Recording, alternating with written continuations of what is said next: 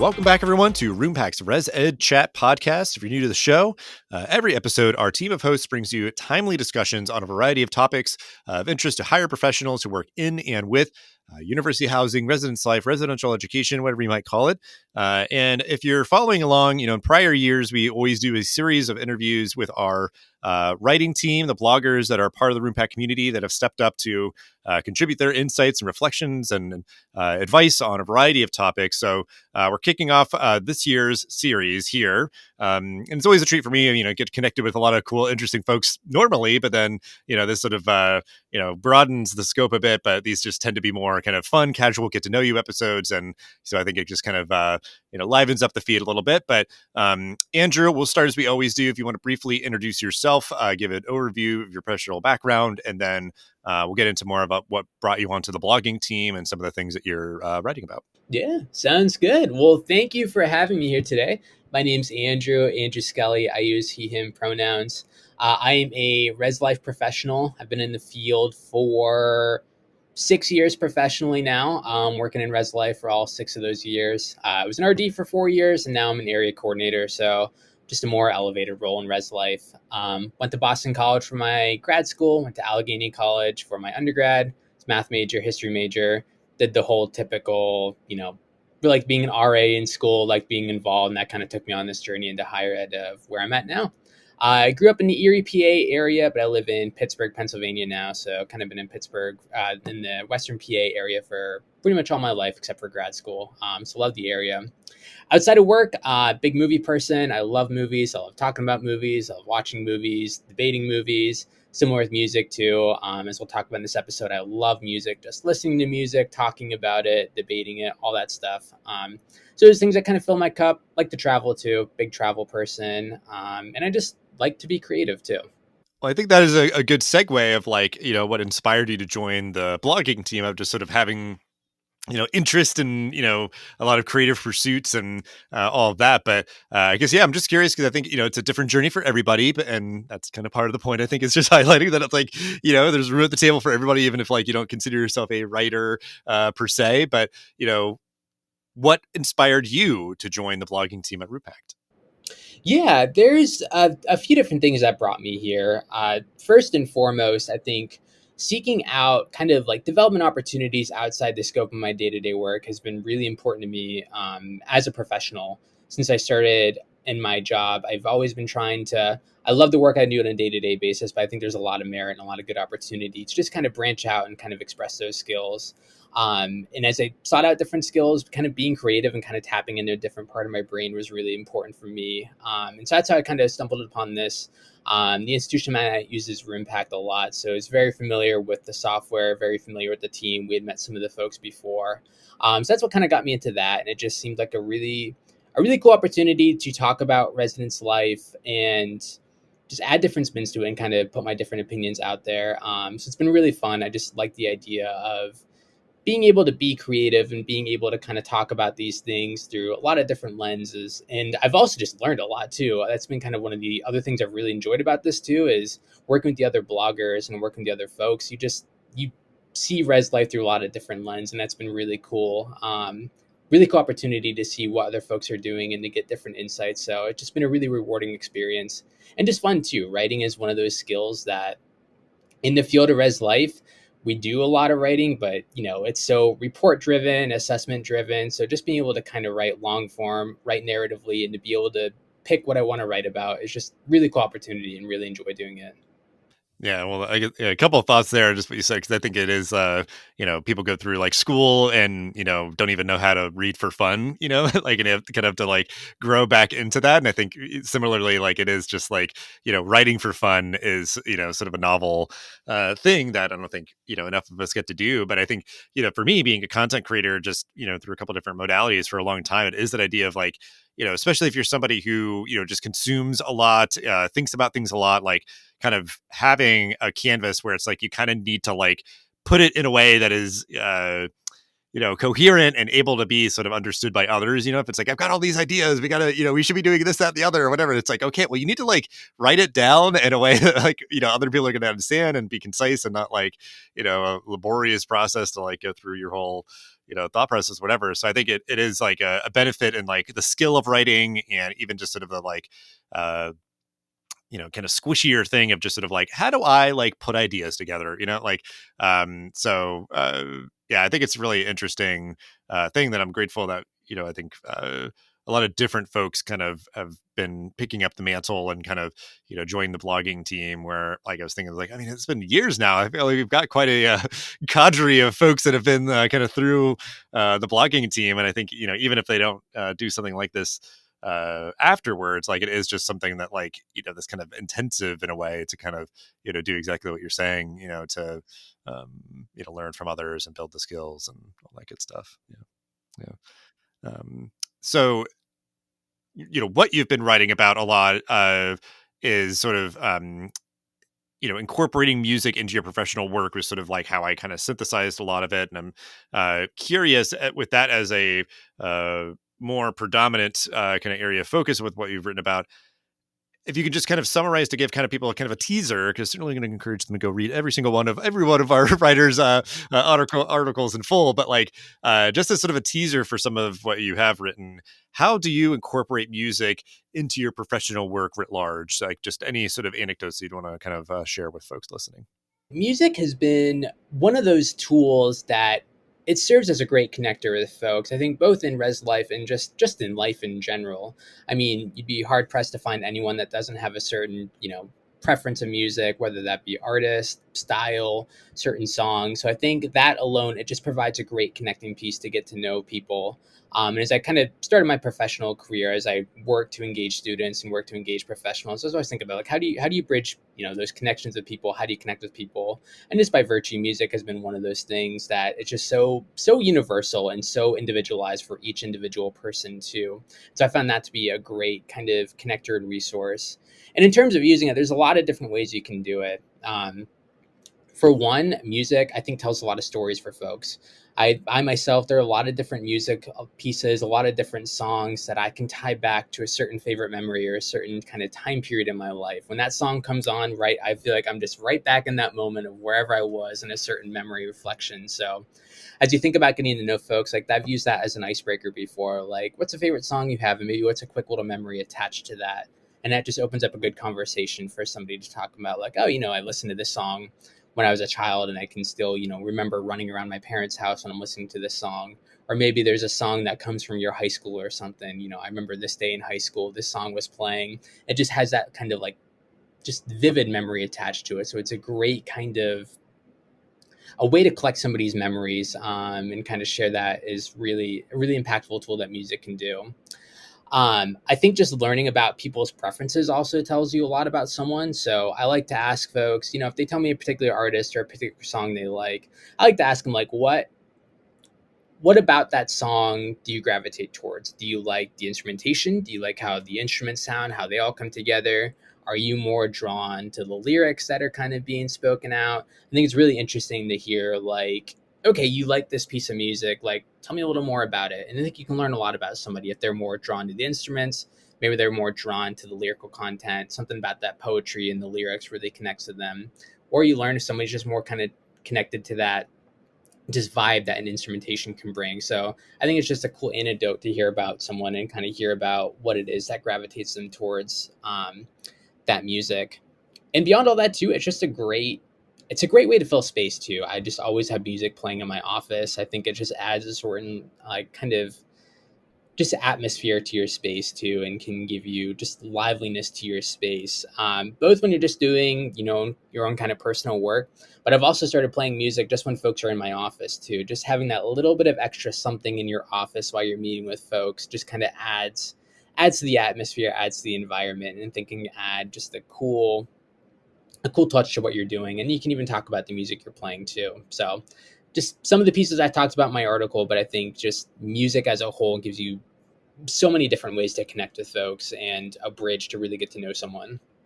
Yeah, I appreciate you sharing kind of a comprehensive summary of of all the things. And I think the thing that resonates with me the most is like when I've worked on campuses, in hall offices, and things.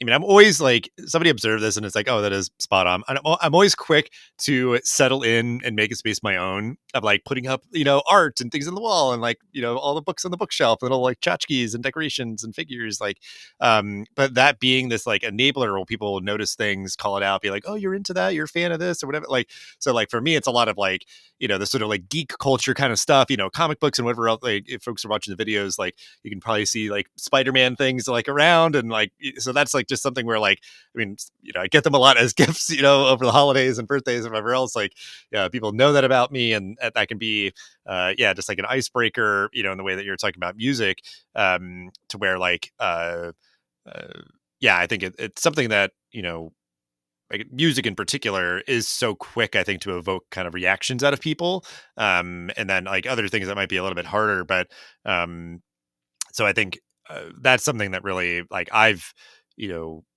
not even like with full intentionality. It's just the idea of like, well, I am who I am. I want like this is my space. I'm going to decorate it like how I would decorate my space. Like it's not even like some sort of uh, really conscious strategy necessarily, but I've seen the benefits of it, and now it is sort of like, well, no, yeah, I'm going to make sure I've got like my little action figures out on my desk or whatever, just because it's like it. It doesn't hurt and it only benefits in my experience at least, like which I think I don't know. I think we've definitely come a long way in that sort of acceptance and celebration of people's interests and things and whatever they are. So, so I guess just as like a brief follow up, I guess any reflections on that of like sort of the journey of like intentionality, when it comes to sort of like doing this, knowing that it can be like the, serve all the purposes that you outlined. Like, did you kind of stumble into that and then realize like the benefits of it, or did you have sort of an opportunity for somebody to kind of like a mentor or somebody to kind of, emphasize that for you beforehand? Just quick note too, I'm right there with you with the stuff. And I'm the same way. My office is just like all these little decorations and stuff that kind of embody everything I like. I get a lot of little like trinkets and stuff as gifts too. So I'm right there with you. And when you talk about decorating, that kind of like there's this quote. I might be butchering the quote, but it's something like music is how we decorate time too. So music in a way is almost like a decoration too. So that just kind of made me think of all that. But to answer your question, I'm pretty sure I just kind of stumbled into it. It was I just being as a kid being really interested in music too. I mean, that was a fundamental piece for a lot of my friends. Our shared interest in like mutual bands and mutual songs really brought us together. And so again, as I kind of went down this professional career of like starting to work with students and work with professionals, as I found myself realizing how important it is to make connections and really getting into that, as I thought about ways to bridge connections with people, like I started talking about music, and sometime when I started doing this, maybe a couple years in, I found it's one of those questions. It can be used the same with TV shows and movies. You ask somebody real quick, like, "Oh, what are you watching lately? What kind of music are you listening to?" It's almost kind of like a throwaway, like introductory line, and then you kind of go into the meat and potatoes, whatever you're talking about. But I've realized like there's really cool to kind of dig a little deeper, and that's when I kind of started doing that as a way just to kind of as we talk about talking with folks and asking questions, like having really intentionality in everything you're asking. So if I'm asking somebody like, "Oh, what kind of music are you listening to lately?" Like not letting that just be a throwaway just to kind of fill space, but like let's add meaning to that. Let's add intentionality behind that, and that can open up a whole other conversation that can kind of guide you into where you're going. So I think that's where it kind of started coming from. But it also is probably where it started coming from too, just as I got to know students and we found like mutual music and stuff like that, like just realizing how cool that conversation is, particularly if you find like a smaller band or something.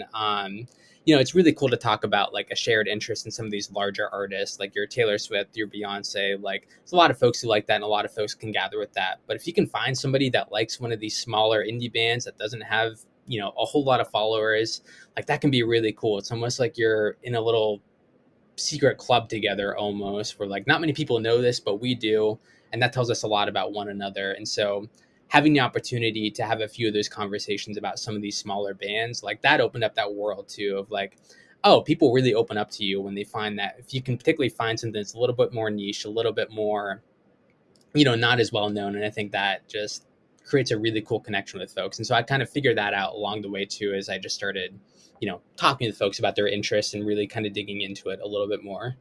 Yeah, I mean, and that kind of perfectly segues to my next question about sort of advice and that idea of like, you know, really nurturing your curiosity, like asking good questions and good follow up questions. And that it can be like that you're starting from scratch and you don't even know, anything about the thing.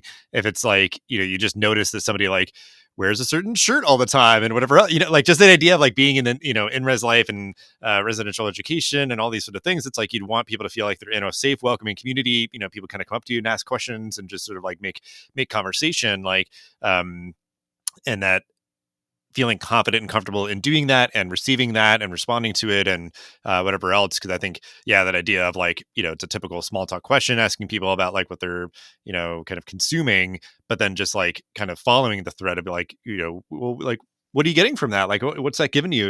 Whatever, because it could be, obviously, some people, it's like, yeah, well, I'm listening to this because I'm like going to the gym a lot. I need something to amp me up, or I'm trying to relax, or I'm trying, whatever. And it's like, that's, just the back and forth. They're just getting a little bit more to chew on and sort of, engage with one another. But I think, yeah, it's even sort of next level if you're just sort of being like, hey, what's that on your shirt? Like, what's the, like you're like, it's like, I don't know. That's why I'm asking, and I want to know. So please tell me, and then maybe we could, go from there. But because yeah, I mean, it is just like that is how you build bridges and everything, and just at least kind of I guess for lack of a better term, like be a good neighbor, like in like a hall is just sort of doing those sort of things. So, and then certainly if you're, a professional staff member and networking and all that, it's like you can always go that route. I mean, obviously, like in professional spaces, sometimes we kind of follow the same formula or whatever, and um, you know, uh, for better or worse. But so yeah, all that to be said, any other like pieces of advice, like reflections or even resources or things like if folks want to do something similar where where whatever avenue they might go, whether it's music in particular or just that idea of like you know uh mining for shared hobbies and interest, I guess, is sort of like the through line of all this. But yeah, so advice, resources, things you'd want to share that we could like put in the show notes. The what you just named is a big one. Like, yeah, don't be afraid to kind of be inquisitive or kind of ask those questions. It's funny when you said that about pointing someone about somebody's shirt. A few months ago, I saw one of our students. It was an RA I didn't really know, but he was wearing a Modern Baseball shirt. Modern Baseball is a an emo punk band that kind of disbanded in the 2010s. I didn't really know him, but he came up. We were doing a tabling event, and I said, "Hey, like your shirt."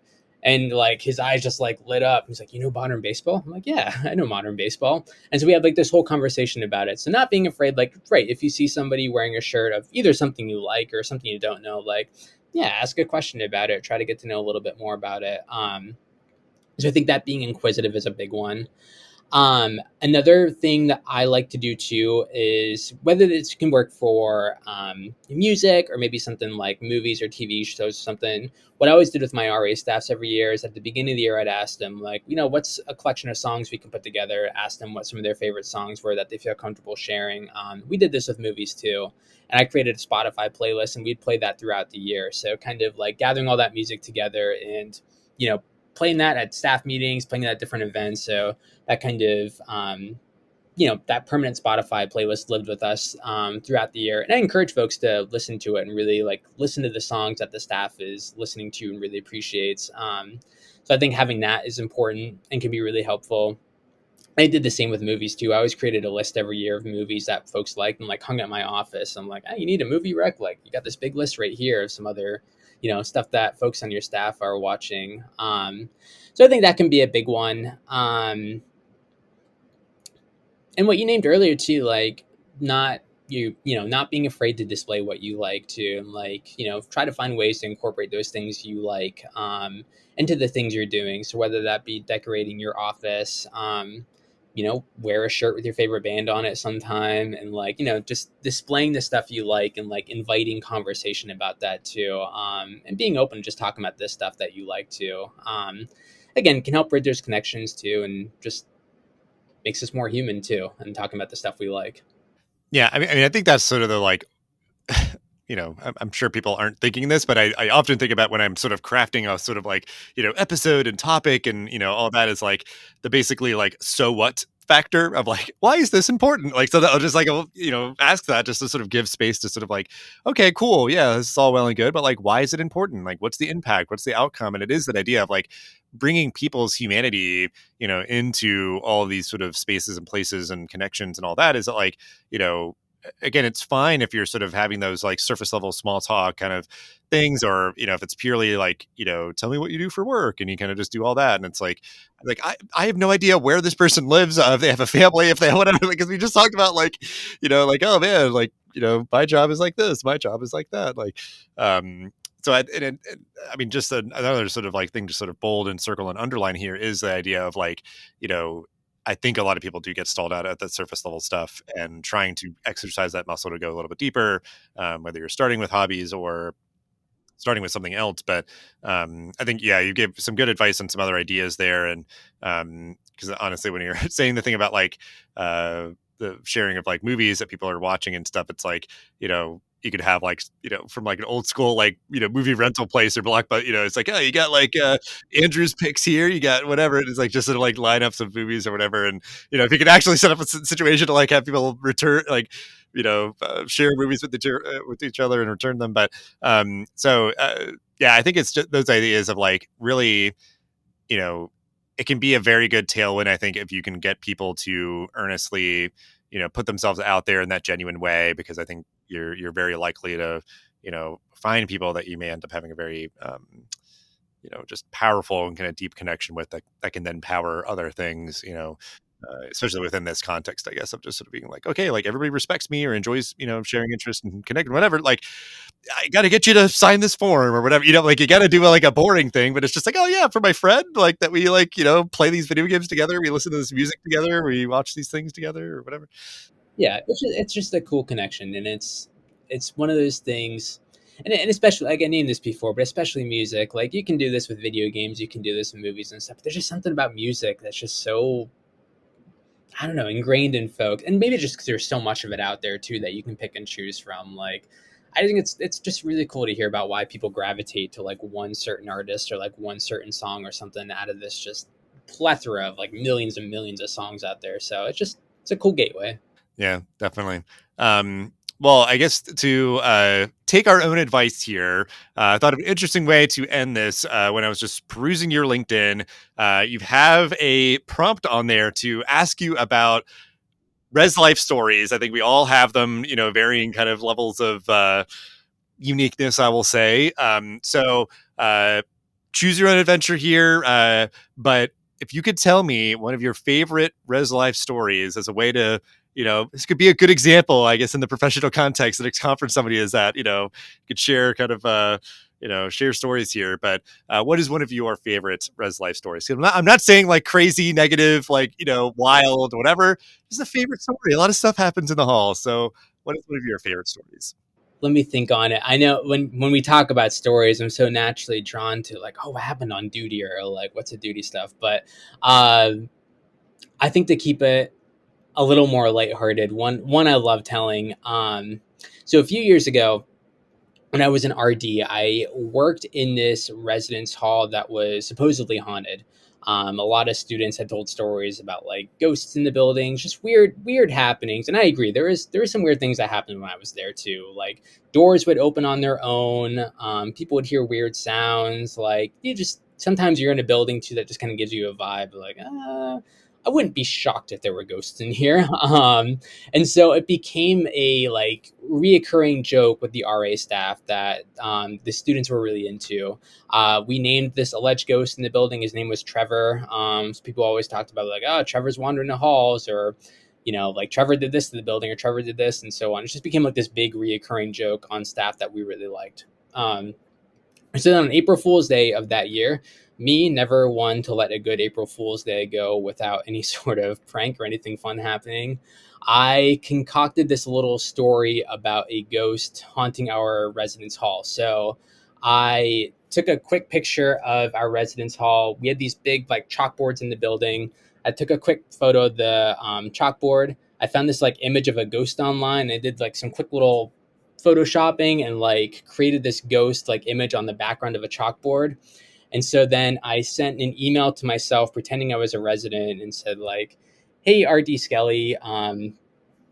The other night I heard laughing and I saw this weird shape at the end of the hallway. I took a photo of it. I don't know if you can see this. Like, just thought I'd put it on your radar. But it was just me emailing myself. And then I took a snapshot of that email. I cut off the two line and I cut off the signature line so they couldn't see it was me sending it to myself.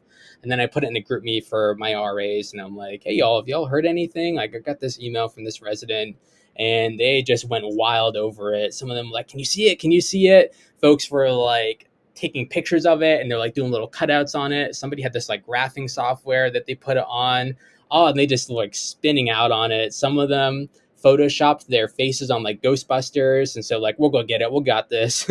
One student sent a link to transfer to another school, been like, it's not too late to go to another school now. And it's just kind of like unraveled. And there's this whole thing. And then somebody's like, wait a second, what day is it today? And so then they all kind of realized it was an April Fool's joke. But anyway, it was so much fun. Just with, it was kind of like it was towards the end of the school year too. So this like full moment, we've been joking about the ghost all this year, and then up close in front, they had one right there. And they just loved it. It was one of the things like the whole staff was in on it. They were all in the group me, and then towards the end of the school year, it was just something they kept joking about and kept laughing about. So it was a big, just kind of like coming together moment for our staff that brought us a lot of fun and a lot of joy. And again, just full circle with the haunted happenings in the buildings that we always talked about throughout the year too. So it was a really cool, really funny moment. Yeah, that's a great one because I think it's one of the things too where like, you could do it similarly of like if you were working in an office and trying to like that, but it's like we all live here. We're all here all the time. And especially that idea, the sort of visceral affinity for like this building is haunted. I've seen this, you've seen that, or whatever. And like, yeah, they like plausibly believed it for, enough time to really, uh,